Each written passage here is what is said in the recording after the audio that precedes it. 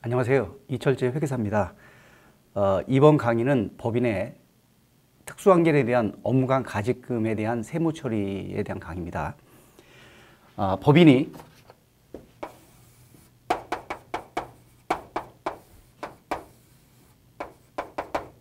특수관계인에게 자금을 대여했을 때 이것을 세법은 가직금이라고 부릅니다. 특수관계인에 대한 가직금, 자금 대여를 가직금.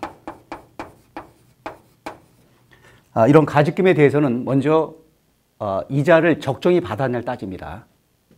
자금 대여 시 이자를 받았냐, 이자율이 적정하냐, 이자율이 시가보다 적거나 또는 무상 대여일 때는 시가보다 작을 때 적정이자 차익을 입금산입, 과세를 합니다. 그 규정이 인정이자 규정입니다. 인정이자 입금산입.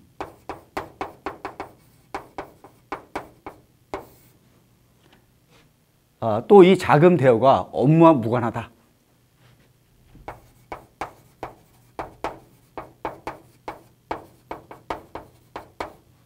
이런 경우는 이자를 적정히 받던 안 받던 간에 추가적인 문제가 또 생겨요. 첫 번째가 지급이자 송불산입. 업무, 무관, 자산 등 관련 지급이자 송불산입.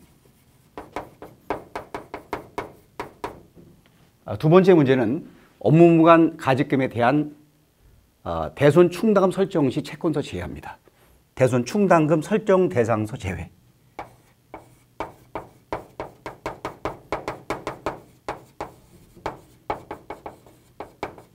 설정 대상 채권에서 제외합니다.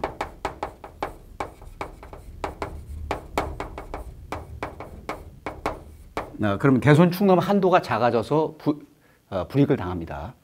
세 번째는 그 채권이 회수 불능하게 됐다. 대손금이 송금이 아니에요. 또 그 채권을 처분했을 때 생기는 처분 손실, 송금이 아닙니다. 대손금 및 처분 손실의 손금불산입. 이런 세무적인 문제가 추가로 발생합니다.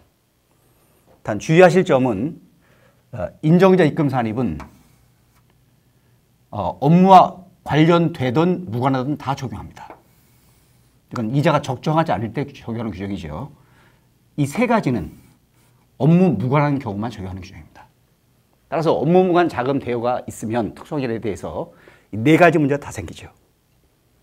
그러나 특수관계에 대해서 업무 관련된 자금 대여다. 그러면 인정이자 입금산입 문제만 생깁니다. 특수관계 없다. 문제가 없죠.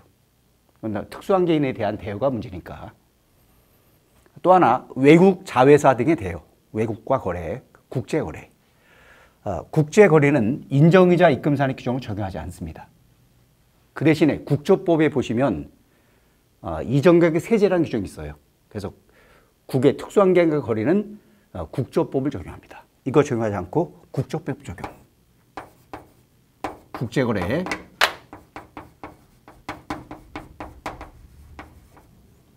이런 경우에는 국조법에 이전격의 세제 적용.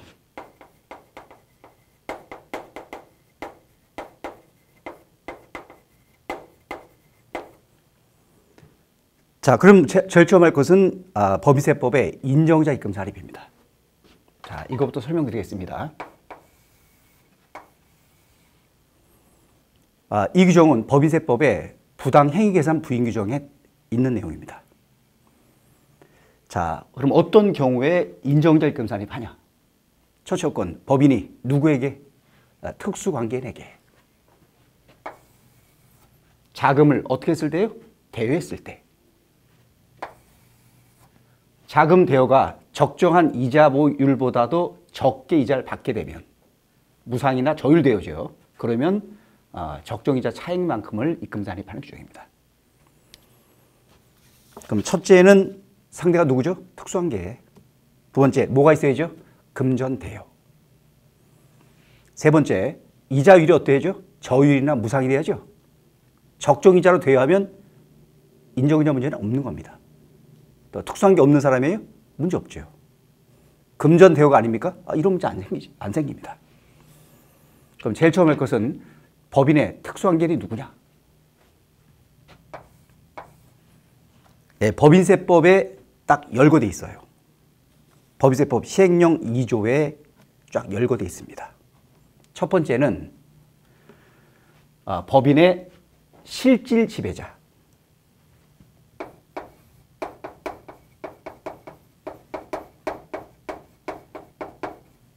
실질 지배자와 그 친족.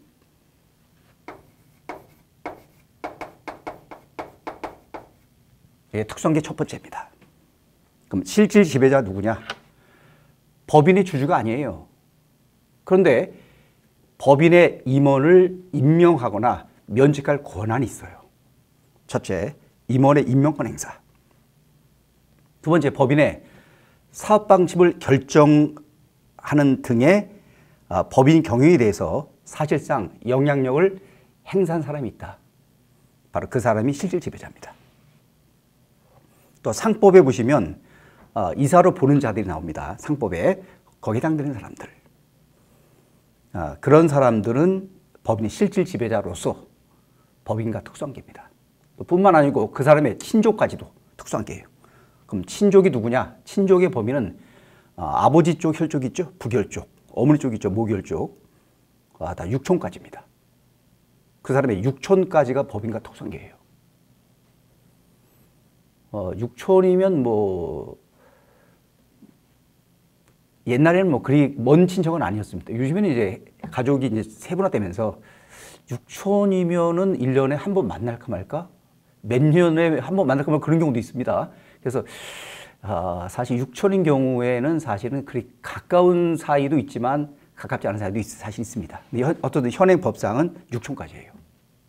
두 번째, 결혼해서 친척된 사람들이 있죠.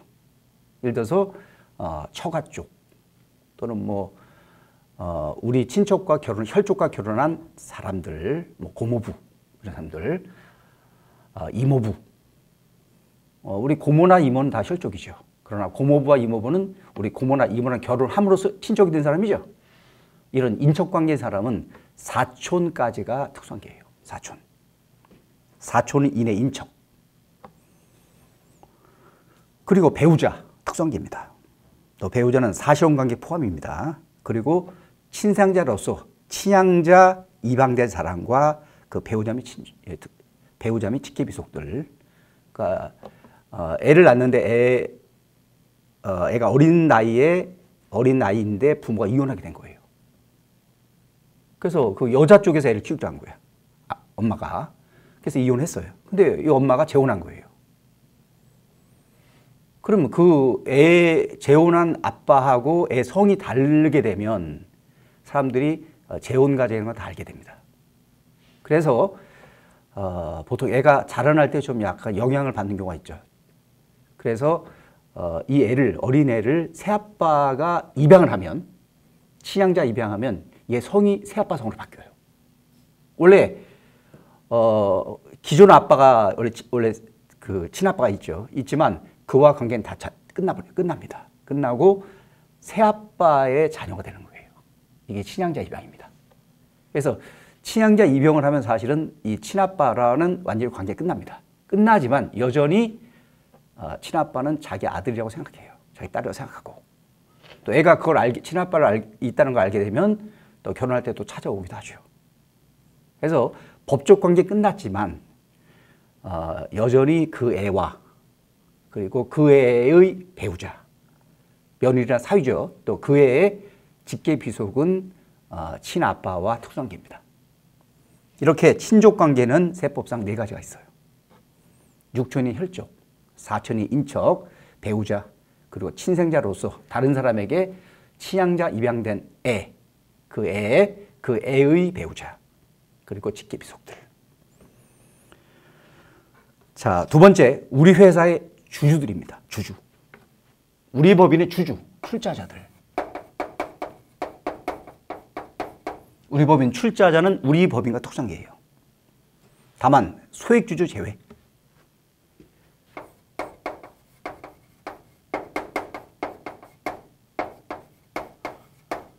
소액주주란 지분이 1% 미만의 사람입니다. 1% 미만. 소액주주 제외. 뿐만 아니고 우리 회사의 주주의 친족들,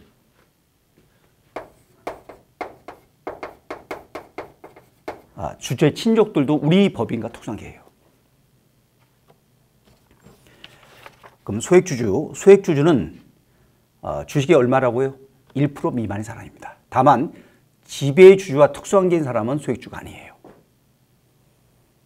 자, 소액주주 등이란 등자 붙은 것은 출자자가 있어서 등자를 붙인 겁니다. 소액주주 및 소액출자자란 발행주식 총수 또는 출자 총액의 1% 미만에 해당되는 주식을 보유한 사람. 해당 법인의 국가, 지자체가 아닌 지배주주 등의 특수관계인은 1% 미만이라도 소액주가 아닙니다. 회장님의 아들, 주식 0.8%예요. 회장님이 지배주주야, 그 일가가. 그거는 소액주가 아니에요.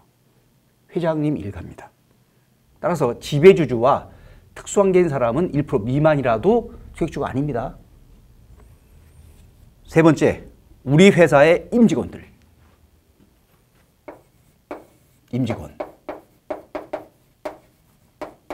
우리 법인의 모든 임직원은 우리 법인과 특수관계예요. 임직원들, 우리 법인 임직원들, 법인의 임원이나 직원들. 또 하나 주의할 점은 출자자 직원도 우리 법인의 직원이 아니고 우리 법인 직원 두 가지입니다. 법인의 임직원. 이 법인은 바로 이 법인이죠. 해당 법인 또는 그 법인이라 쓸게요. 그 법인. 또는 그 법인의 주주.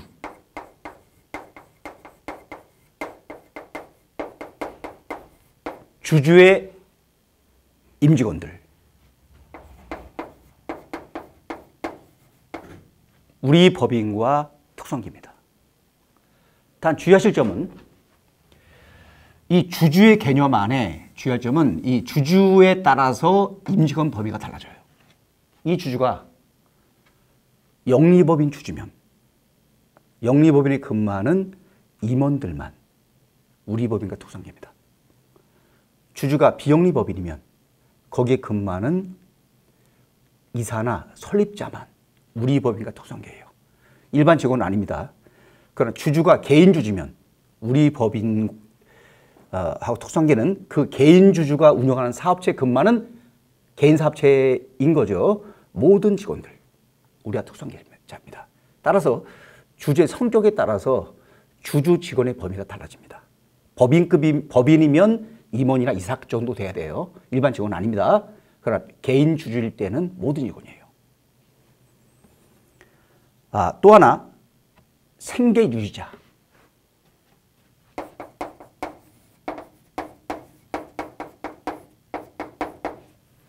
우리 법인이나 주주가 생활비를 대주는 거예요. 그 생활비로 생활을 유지하는 사람, 그 사람도 우리 법인과 특수관계예요. 생계주지자, 또 이들과 함께 사는 친족들. 함께 생계를 같이 하는 친족들.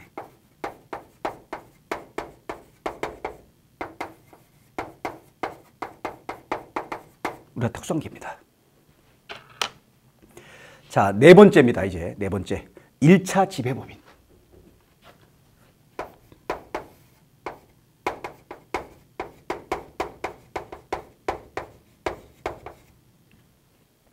우리 법인 또는 1, 2, 3회에 있는 사람과 같이 우리 법인 단독 또는 우리 법인과 1, 2, 3회에 있는 사람들이 함께 어떤 법인에 대해서 어떤 법인의 경영에 대해서 지배적인 영향력을 행사하고 있다.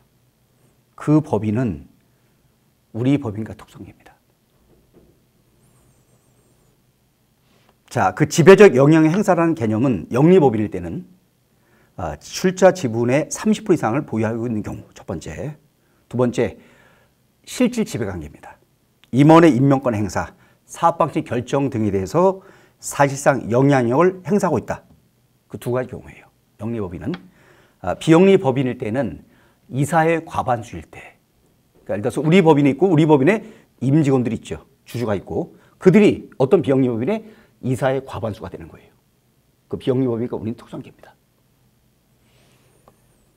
또는 비영리법인, 예를 들어 장학재단이에요. 장학재단의 설립자가 우리 회장님이세요. 그리고 설립할 때 돈을 30% 출연금을 낸 거예요. 설립 출연금을. 그런 경우 그 장학재단은 우리 법인과 특수관계입니다. 자, 이제 다섯 번째죠. 2차 지배법인.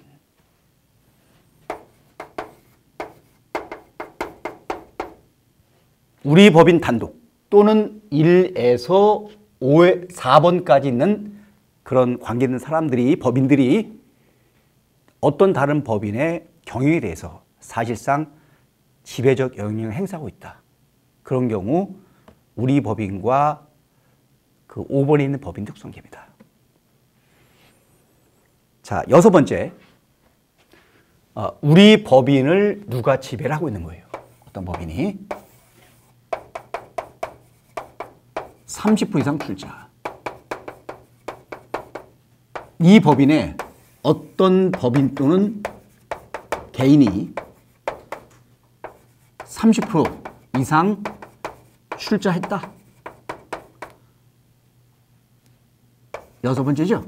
이 법인 또는 개인은 우리 법인과 특수관계입니다. 어떤 관계죠? 출자. 일곱 번째, 동일그룹 계열사들. 7번. 동일그룹 계열사.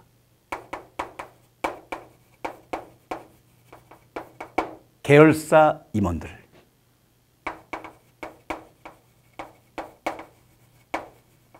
우리 회사 임원이 아니죠. 그러나 특수관계입니다. 자, 주의할 점. 첫째, 회생 제도에 따라서 어떤 회사가 파산 선고를 받은 거예요. 파산 선고를 받게 되면 그 법인에 근무하던 임원들 있죠. 임원과 그 법인 특수관계는 없어집니다. 왜냐하면 그 근거는 상법이나 민법 규정에 따라 그렇습니다. 자, 원래 임원과 회사 관계는 고용관계 아닙니다. 위임관계예요. 그래서 상법에 보시면 회사와 이사의 관계는 민법의 위임에 관한 규정을 준용한다고 되어 있습니다. 그런데 민법에는 위임은 당사자 한쪽의 사망이나 파산으로 종료된다고 되어 있어요. 따라서 법인이 파산 선고를 받게 되면 임원은 그 회사와 위임관계가 끝나기 때문에 더 이상 임원이 아닌 겁니다. 특수관계는 없어지는 거예요. 그러나 주주는 여전히 주주이기 때문에 파산 선고 받더라도 주주인 경우는 특수관계가 존속을 하는 겁니다. 또 직원들이 단체를 만들죠. 회사에 있는 새마을금고. 직원들이 돈을 내서 만든 단체예요. 신용협동조합, 회사에 있는 또는 공제회. 어디에 해당됩니까? 바로 이거죠. 1차 지배법인, 우리 법인의 직원들이 출자해서 만든 법인이죠. 출자 지분 30% 이상 되는 거죠. 그 법인은 우리와 특수관계입니다. 자, 또 하나 주의할 점, 바로 이 7번입니다. 실무에서 보면 많은 분들이 이런 생각을 하세요. 이 동일 그룹이라는 개념을, 어떤 그룹이라는 개념을, 큰 그룹들, 현재 공정거래위원회에서는 자산이 5조 원 이상 되는 기업들을 고시합니다. 바로 대기업 집단이죠. 그래서 올해도 이제 공정거래위원회에서 5월 15일 날에 대기업 집단 59개 그룹을 고시했습니다. 거기 소속된 계열사가 2,100개 정도 됩니다. 그래서 거기는 대기업 집단에 해당돼야만이 여기 해당되는 거 아니냐 이렇게 오해를 하세요. 아닙니다. 이 동일그룹이라는 개념은 공정거래법상의 동일그룹을 말합니다. 거기 보시면 어떤 지배관계 있는 경우를 말하는 거예요. 따라서 조그만 중소기업들이 두 개가 서로 지배관계 있다. 그것도 기업 집단이에요. 동일 그룹입니다. 따라서 그 서로 상호 간의 특수관계고 A법인이 B를 지배하고 있다면 B법인 임원은 A법인과 특수관계예요. 그래서 오해하시지 말 것은 동일 그룹이라는 개념은 작은 기업들 간에도 성립될 수 있다는 겁니다. 오해하시면 안 됩니다. 대기업 집단이 아니니까 괜찮겠지. 절대 아닙니다. 자, 여기까지 특수관계 설명드렸고요. 다음 강의에서는 가지킴이 뭔지를 보겠습니다. 네, 수고하셨습니다.